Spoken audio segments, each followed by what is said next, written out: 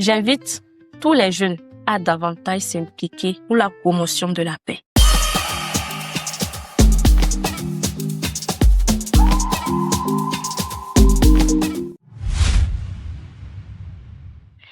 Moi, la paix est véritablement un état d'esprit.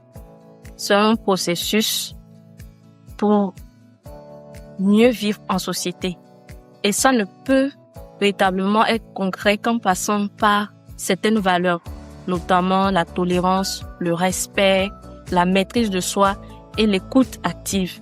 Donc, la paix, ce n'est pas l'absence véritablement de conflit ou uniquement cela, mais c'est aussi le fait de prendre conscience que la paix débute d'abord dans la cellule familiale avant de se propager dans la communauté.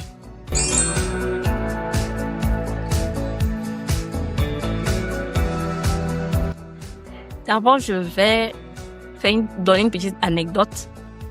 Quand j'étais au cours primaire au CM1, je disais vaguement que je voulais devenir avocate pour défendre les femmes, les enfants.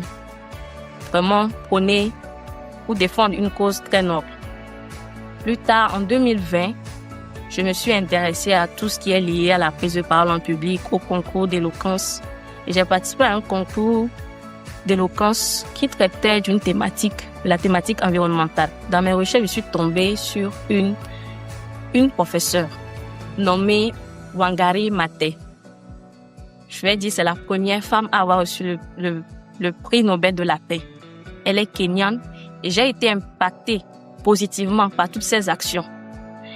En 2023, après un certificat en action humanitaire, j'ai fait un stage au sein de WANEP Togo qui prône vraiment la cohésion sociale, le vivre ensemble, tout ce qui est lié à la paix. Et j'ai commencé véritablement par mener des actions de paix, de sensibilisation, de tout ce qui est lié à la paix suite à ce stage-là.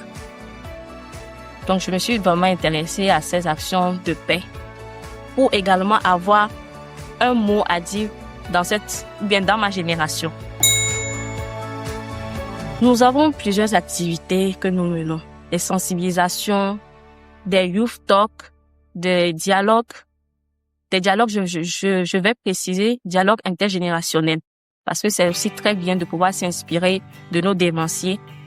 Nous misons beaucoup plus sur la sensibilisation. La promotion également des différentes résolutions, notamment la résolution 2250, 1325, pour montrer véritablement que les jeunes peuvent et doivent être ces acteurs de paix, militer au sein de leur communauté pour parvenir à un environnement durable, un environnement vraiment paisible.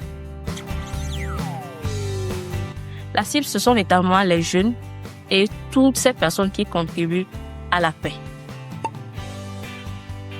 Pour les sensibilisations, nous passons par des émissions radiophoniques, nous passons par des activités sportives, nous passons également par des campagnes de sensibilisation, des webinaires sur différentes thématiques, mais toujours en lien avec la cohésion sociale, le maintien de la paix. En tant que jeune, sur cette thématique, ce n'est pas toujours aisé, ce n'est pas toujours facile. Nous rencontrons des problèmes, notamment financiers, pour pouvoir organiser des activités de grande envergure. Il y a même l'implication de nos pères jeunes qui est assez difficile. Et nous notons également un manque de confiance parfois envers nous, les jeunes, qui prônons cette thématique de paix. À tous les jeunes, je nous invite à nous engager massivement sur toutes les questions de cohésion sociale pour le vivre ensemble dans nos différentes communautés.